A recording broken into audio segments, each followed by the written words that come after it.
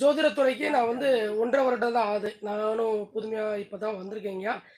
இவங்க சொன்ன கருத்துப்படி நம்மளுக்கு ஜோதிடரா இருக்க நம்மளுக்கு வருமானம் வர்றதுக்கு வழிமுறை செய்யணும்.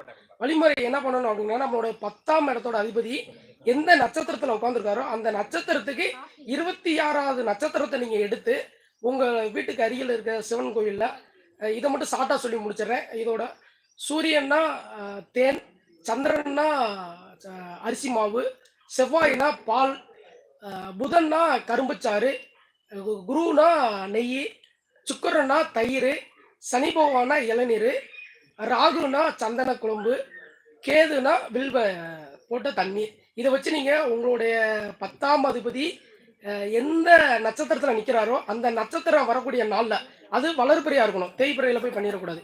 அந்த சிவாலயத்தில போயி நீங்க அபிஷேகம் பண்ணிட்டு வந்தீங்க அப்படின்னா, உங்களுக்கு வருமானம் மிக சிறப்பாக இருக்கும்.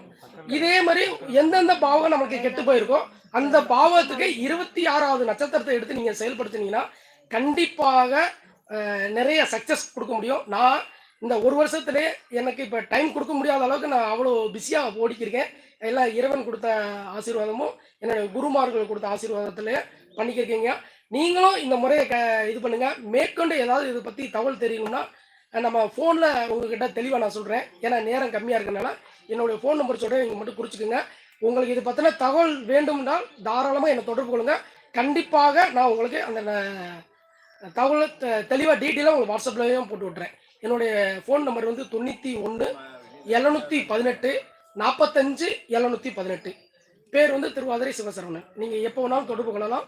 கண்டிப்பாக இது பத்தின டீட்டெயில் உங்களுக்கு தெரியப்படுத்துகிறேன். நன்றி. சிவாய நம. 91 718 45 718.